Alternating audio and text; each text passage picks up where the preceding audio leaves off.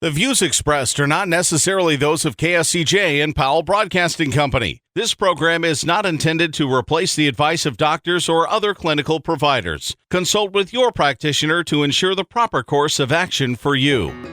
Welcome to When Things Aren't Going Well on AM 1360, FM 94.9 KSCJ. This program is dedicated to your mental health wellness and brought to you by Family Services, a United Way partner agency. Here's your host, Art Silva. Good morning, Siouxland, and welcome to When Things Aren't Going Well. This is your weekly show about what you can do to help your mental wellness in an ever-changing world.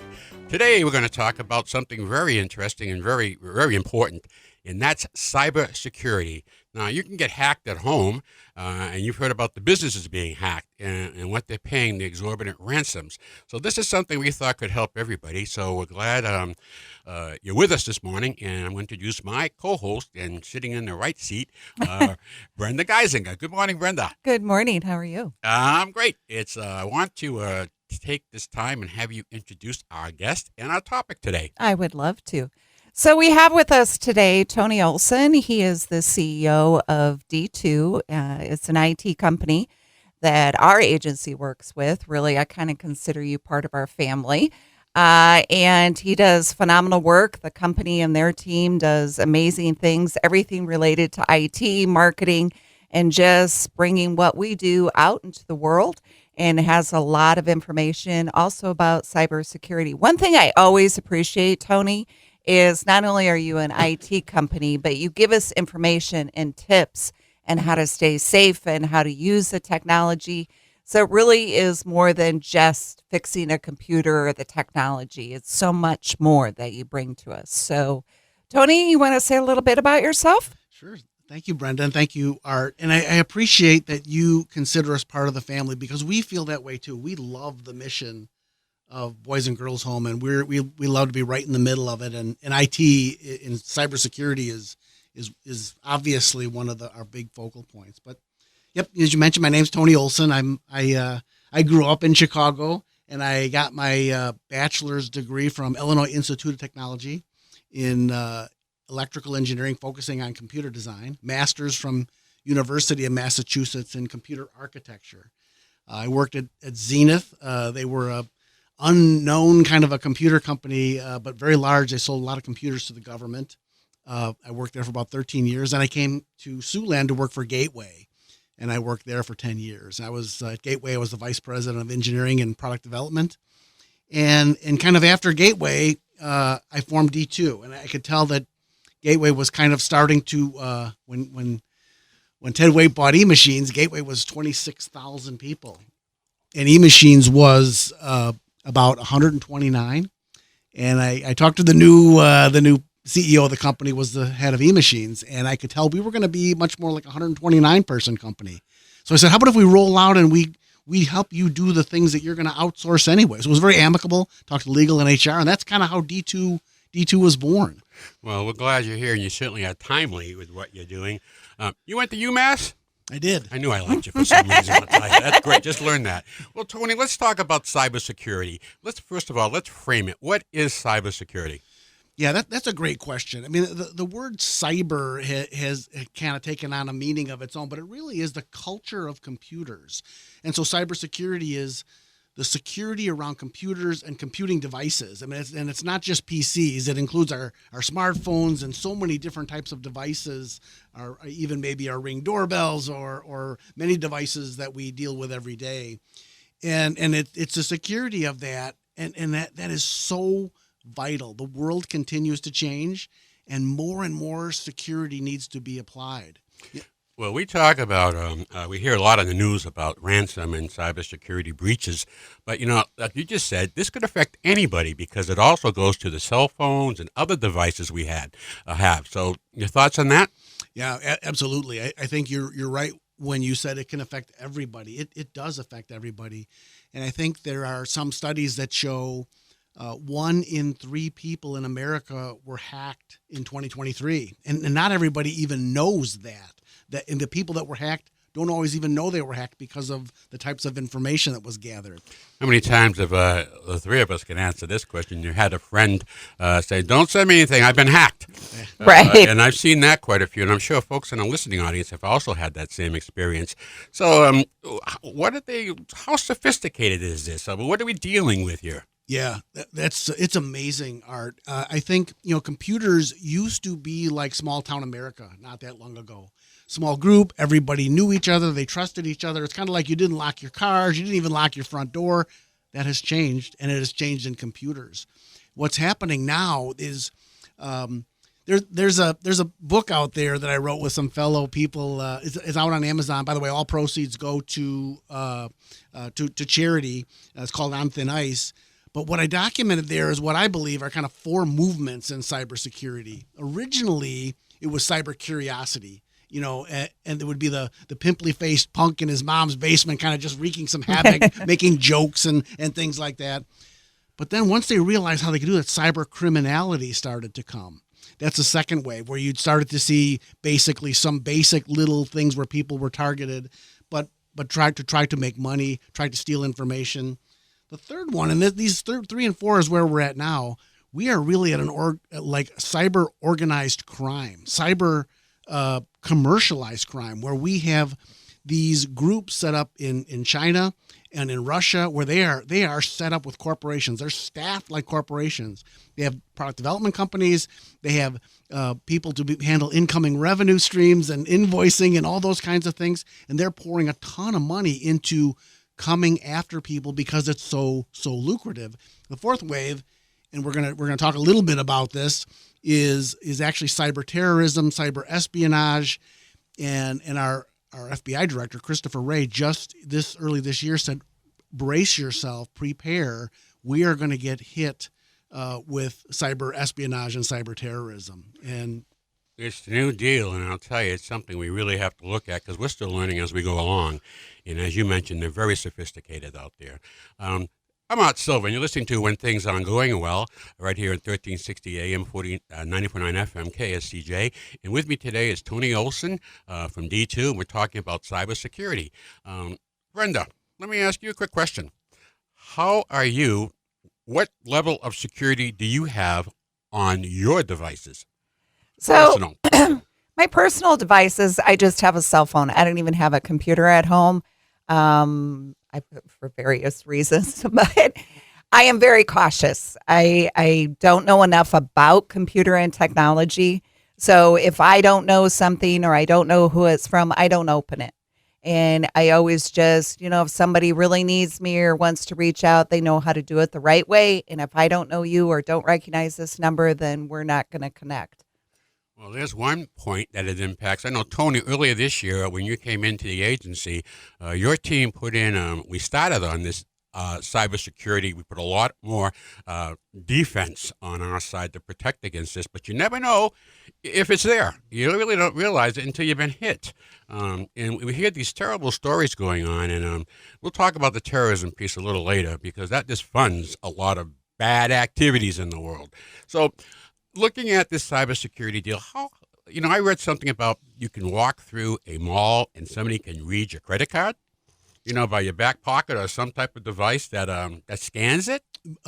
In credit cards today, there are actually active chips, and they are powered by a signal being sent to them. So this technology is not new. They're RFID. They use it for inventory and different things like that, where the signal is sent, that energizes the circuit, and it sends back information.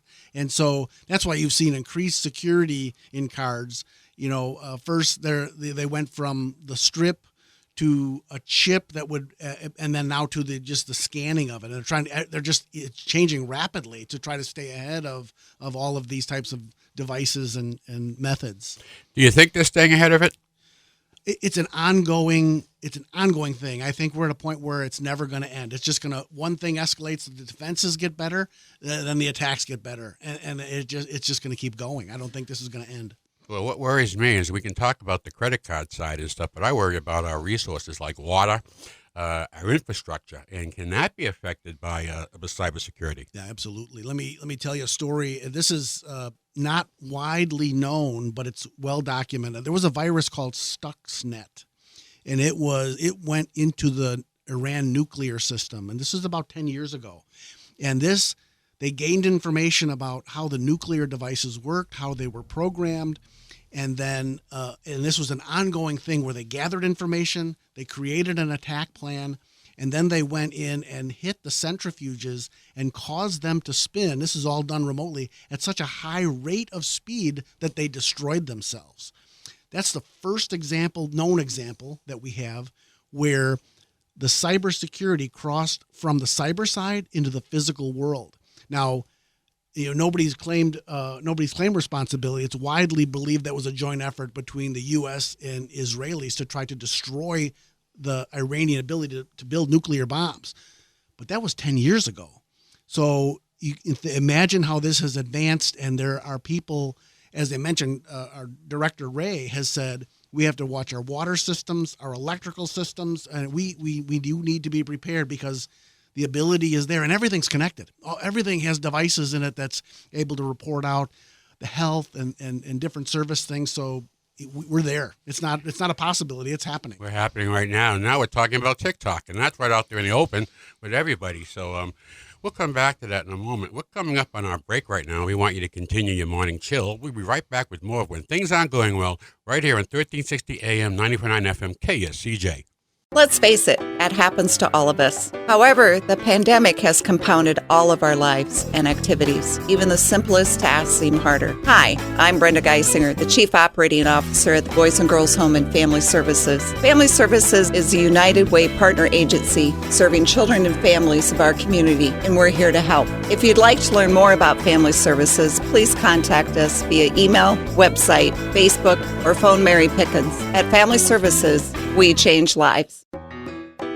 Welcome back to When Things Aren't Going Well on KSCJ. Here's Art Silva. Welcome back to When Things Aren't Going Well. I'm Art Silva along with Brenda Geisinger, and our guest today is from D2, and he's our super detective, Mr. Tony Olson, and he keeps you safe on the computer side. So Tony's telling us a lot about what's happening in cybersecurity, and if you think things aren't going well, get yourself hacked or get your business hacked. You really got some problems. So, Tony, let's talk about a little bit that's in the news today, and that's TikTok. What's your thoughts on TikTok? Yeah, TikTok. It is. People don't realize this. TikTok is the biggest business-to-business transaction platform. So it's more than just for kids. But the reason people are concerned is really twofold. One is that it's owned by China. The information is clearly being gathered about all of the users. Even more than that, this is one of the first platforms that is actively putting out information and propaganda to try to steer the thoughts of given demographics, like our young children. Yeah, they're trying to get them to go a certain direction. Yeah. I don't think it's a great direction to go in. It's unfiltered. Yeah. And some of these crazy things on TikTok, like subway surfing and things like that, that doesn't make any sense. So I'm not a fan of it anyhow, but that's going to get me in a lot of trouble. So if you're learning how to dance and something like that, that's a good use of TikTok. Okay, we'll leave it there. Tony, let me ask you, we got something that's out there that's called the dark web. What's the dark web? Yeah.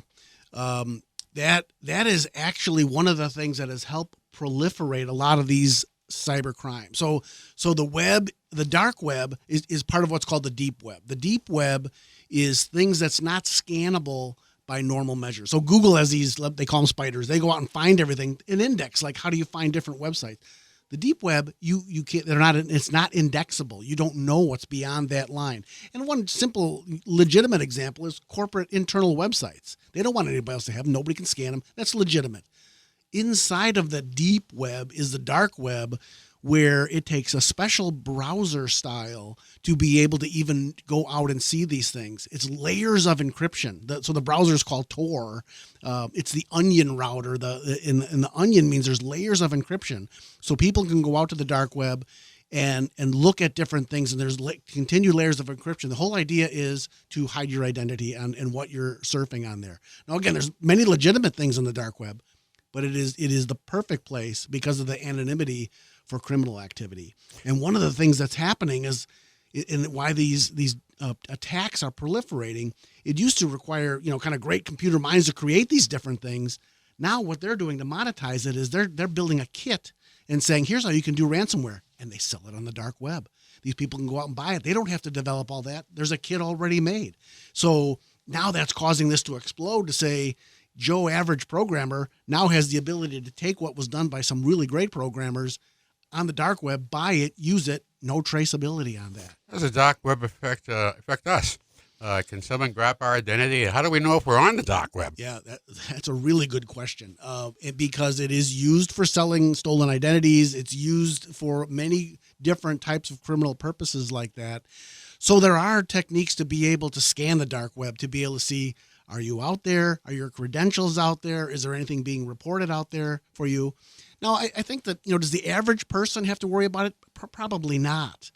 But I think the more prominent you are, the more well-known you are, the bigger of a position you're in, that's where it starts to become serious, because what's happening with all these capabilities is the bad guys are able to target specific organization and specific people and say, I know I'm going to go after this person. He's the one that handles the money, or she's the one that has these decisions. They can determine all that and then target them very specifically now. We've seen a lot of breaches recently in the medical field. Like right now, I think United Healthcare is dealing with a serious one. And from what we're hearing, it's costing them a ton of money to fix this problem. So let's talk about ransomware. And where does it go? Where does the ransomware usually go? Those funds usually end up. Yeah. The biggest ransomwares, again, go back out to Russia and China. It's nation state organized. So we know that, they say that directly goes for funding the Chinese military is what people are saying.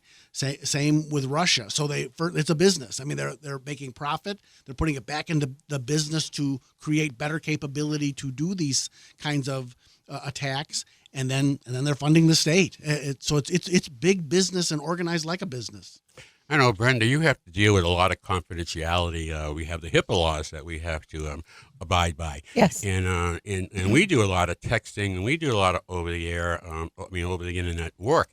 So what are your thoughts on that? I know you've trained your people on how to do this and what to look for. You want to talk about that? It's one of those educational things with your staff. You cannot stop or assume people know. It's that repetitive reminding, teaching, and staying diligent about what is your system all about. Even our electronic medical records, so who can have access? How do you make that happen? What are the time limits? All those security things that you just have to constantly stay on top of. I'm not a computer whiz. I like to say, what's the mother brain or the mother chip doing? But, you have a company like D2 that really kind of keeps you up to date. You have to look for this, Brenda, or you have to do this and keep it all in check and make sure all of your staff are always diligent about it. This has been really interesting, and I want to make sure we get in before we end the show today. Tony, how can your company help? There's two ways we can help organizations. One is, in the classic way, is we come in as what's called an MSP. We become your IT provider. We're your IT group. We become part of your company, and then we have our tools and techniques that we work with you on to keep you secure, to keep you efficient, and that's the way we classically work. What we're offering really started over the last 6 months, because cybersecurity is becoming such a problem, and there's so many people that are not trained on this. They don't understand it. Is we offer what's called a co-managed service. We can come into a company that maybe even has internal IT people, layer on top of them and say, let us handle this cybersecurity. We'll start with what's called a penetration test. We'll act like bad guys, and we'll go from the outside in and the inside out.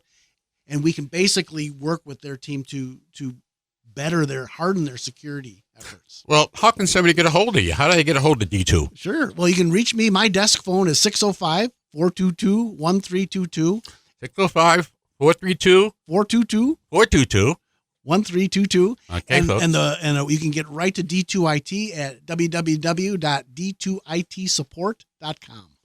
Well, this has been interesting. I wish we had more time to continue this discussion, so maybe we'll do it another time and bring back a little more update on what's going on. Folks, this is real important. We use D2. We've been with them for over 10 years since I've been there, and Brenda and Tony work very well together. So we felt we'd bring this to you as a public service and have you look at what's going on, not only at your home and your personal devices, but look in your office. do you feel comfortable? One hack can really just cause a lot of problems. So D2's out there. Give him a call. Tony Olson's been great. Tony, I want to thank you for coming in today. Brendan, of course, thank you all the time. And I want to thank our listening audience. We always end our show with a little joke. Humor is good for the soul. So with that, here's our joke for the week. Why was the computer late for work? It was a hard drive. I know. Okay. Hey, listen, I want to thank you guys again. Thank our listening audience again. I want to give a shout out to Corey Westra. The NAIA is back in Sioux City again. It's a wonderful deal. They've been here for a while. It looks like they're going to stay for a while. I give Corey Westra all the credit for what he's doing with the NAIA tournament and with the GPAC. So, hey, we got like 4 or 5 GPAC teams in the deal this year. So get out there and watch them. There was a great game last night, and so we're still here through the weekend. So get a chance, get out and watch the NAIA. Want to talk about stuff. Our Stuff Thrift located at the old Indian Hills Plaza, the new home of the Ginny Peterson Behavioral Health Campus. Come on out and look at stuff. You won't believe this store. I get so many compliments how good the store looks, the selection, the pricing, and of course the staff. Terry Horsley does a wonderful job there. So get out the stuff. You're missing a bunch of bargains every day you don't go there. Boys and Girls Home is looking for teachers and technicians, mental health technicians. So if you're interested and like to do, give our HR manager a call at 293-4700. When things aren't going well, we'll be back next Saturday morning right here at 1360 AM, 90.9 FM, KSCJ. Have a great week. Your homework is to go out and have a good laugh. Be kind to your mind. Happy trails to you until we meet again. Happy trails to you. Keep smiling until then. Happy trails to you till we meet again.